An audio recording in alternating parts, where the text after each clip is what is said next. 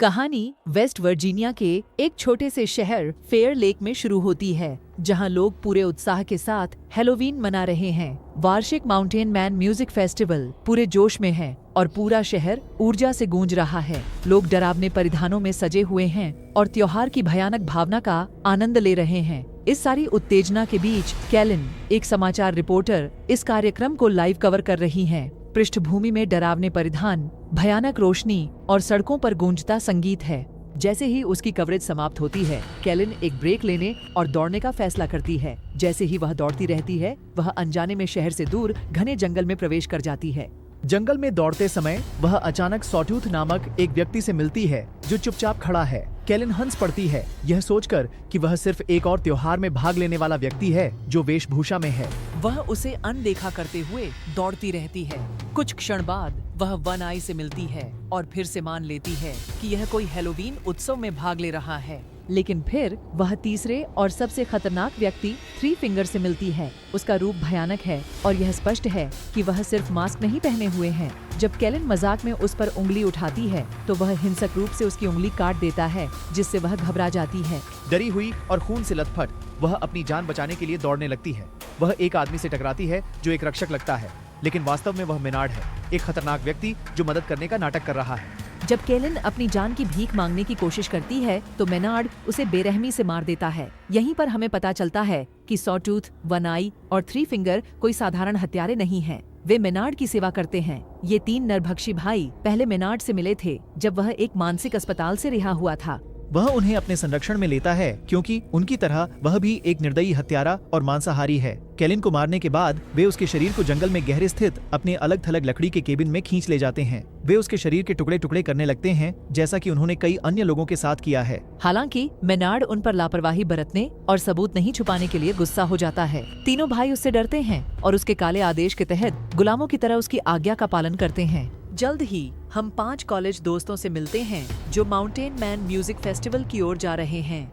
वे घुमावदार जंगल की सड़कों से गुजरते हैं, आगे के आतंक से अनजान। अचानक मेनार्ड जानबूझकर उनकी कार के सामने आ जाता है। उसे टक्कर से बचाने की कोशिश में वे अपनी गाड़ी को एक पेड़ से टकरा देते हैं। घायल होने का नाटक करते हुए मेनार्ड उन पर उसे टक्कर मारने का आरोप लगाता है। हालांकि बिली, जो ड्राइवर है, को विश्वास है कि कार ने मेनार्ड को नहीं छुआ।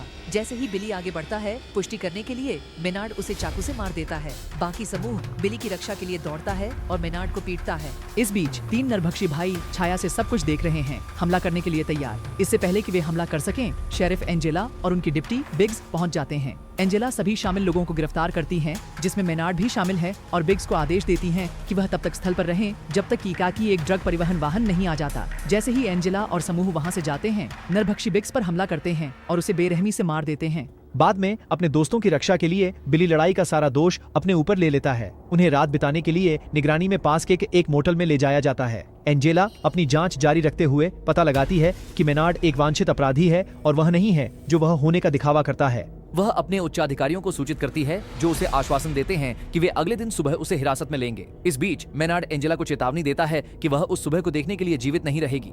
चूंकि पूरा शहर की सीमा के बाहर आयोजित हो रहे त्योहार के कारण खाली है, नरभक्षी भाई अपनी चाल चलते हैं। पहले वे एक ट्रक को सेल टावर में टकराते हैं, जिससे सभी मोबाइल सिग्नल कट जाते हैं। फिर वे पावर स्टेशन की ओर बढ़ते हैं, जहां वे एक सुरक्षा गार्ड को बिजली का झटका देकर मार देते हैं और शहर की बिजली बंद कर देते हैं। एंजेला अन्य अधिकारियों से संपर्क करने की कोशिश करती है, लेकिन वे त्योहार को संभालने में बहुत व्यस्त हैं। इस बीच बिली के एक दोस्त क्रूज उसके लिए खाना लाते हैं, लेकिन थ्री फिंगर द्वारा पीछा किया जाता है और शिकार बन जाते हैं। वह संघर्ष करती है, लेकिन अंततः पकड़ी जाती है और मारी जाती है। एक और दोस्त जूलियन पास में चलता है, लेकिन क्रूज की विकृति नहीं देखता। जब बाद में बिली जूलियन से उसके बारे में पूछता है तो वह कहता है कि वह उससे पहले चली गई।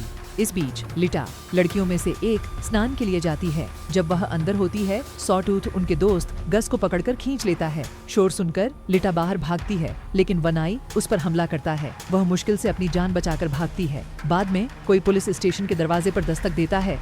बिली को लगता है कि यह क्रूज हो सकता है, लेकिन जब एंजेला दरवाजा खोलती है तो यह उसका पति होता है जो खाना पहुंचा रहा होता है। वह बिना कुछ गलत संदेह किए चला जाता है। जंगल में 3 भाई गस को यातना देते हैं और उसके पैरों को हथौड़े से तोड़ देते हैं। वे उसके खून से लथपथ शरीर को पुलिस स्टेशन के सामने फेंक देते हैं, जहां वह दर्द से चिल्लाता है।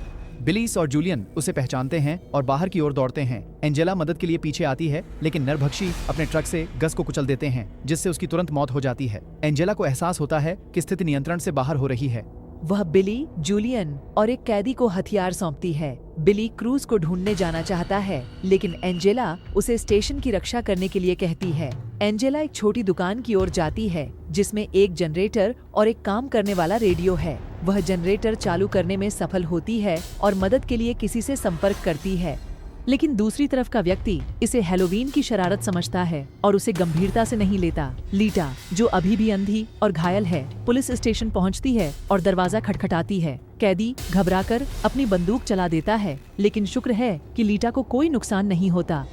बिली उससे फिर से क्रूज के बारे में पूछता है, लेकिन उसे भी कोई जानकारी नहीं है। बिली और जूलियन फिर से जंगल में जाते हैं और अंततः क्रूज का विकृत शरीर सड़क के बीच में पड़ा हुआ पाते हैं। गुस्से में बिली अपना आपा खो देता है। अचानक थ्री फिंगर प्रकट होता है। दोनों भागते हैं, लेकिन फंस जाते हैं और पकड़े जाते हैं। बिली होश में आता है और खुद को एक फुटबॉल मैदान में जमीन के नीचे दफन पाता है। केवल उसका सिर जमीन के पर होता है। जूलियन पास में जंजीरों से बंधा है। जब वे संघर्ष कर रहे होते हैं, थ्री फिंगर एक स्नोब्लोअर के साथ आता है। बिली को एहसास होता है कि वह किस भयानक तरीके से मरने वाला है। नरभक्षी मशीन से बिली का सिर काट देता है, फिर जूलियन की ओर बढ़ता है और उसे भी मार देता है। जब दोनों वापस नहीं आते, तो एंजेला कैदी को मदद के लिए त्योहार पर भेजती है। वह उसे अपनी कार उधार देती है, लेकिन अंधेरी सड़क पर गाड़ी चलाते समय वह सड़क पर फैले कांटेदार तार को नहीं देख पाता, जिससे एक घातक दुर्घटना हो जाती है। भाई उसे पास की एक छोड़ी हुई दुकान में घसीटते हैं, उसे एक स्टील के बैरल में बंद कर देते हैं और उसमें समय आग लगा देते हैं। एंजेला उसकी चीखें सुनती है और दुकान की ओर दौड़ती है, लेकिन जैसे ही वह पहुंचती है, दुकान में विस्फोट हो जाता है। दूसरी ओर मेनार्ड अंधी लेडा को उसे छोड़ने के लिए मना लेता है, यह वादा करते हुए कि कोई नुकसान नहीं होगा। उस पर विश्वास करते हुए वह उसकी कोठरी खोल देती है, लेकिन वह तुरंत उसकी आंखें निकाल देता है, जिससे वह पूरी तरह से अंधी हो जाती है। चिल्लाते हुए लेडा बाहर भागती है। एंजेला उसे देखती है और उसकी मदद करती है। इस बीच मेनार्ड एक हथियार के साथ बाहर आता है। इससे पहले कि वह गोली चला सके, एंजेला गोली चलाती है और उसे घायल कर देती है।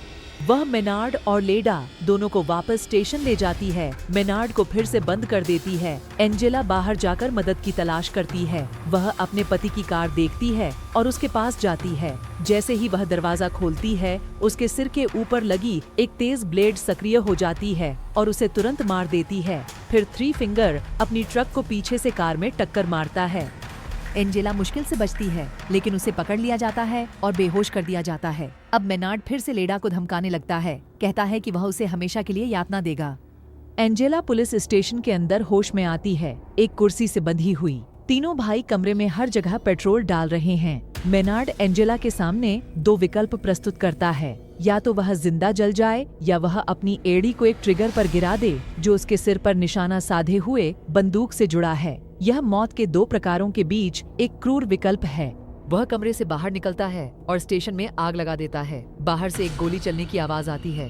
मेनार्ड को लगता है कि एंजेला ने दूसरा विकल्प चुना है। इस बीच लेडा एक हाईवे पर पहुंचती है और एक ट्रक को आते हुए देखती है। वह मदद की गुहार लगाती है, लेकिन यह मेनार्ड का ट्रक है। थ्री फिंगर उसे पकड़ता है और पीछे फेंक देता है। मेनार्ड हंसता है और उसका स्वागत करता है। फिल्म यहीं समाप्त होती है। पढ़ने के लिए धन्यवाद। कृपया कहानी को लाइक और शेयर करें।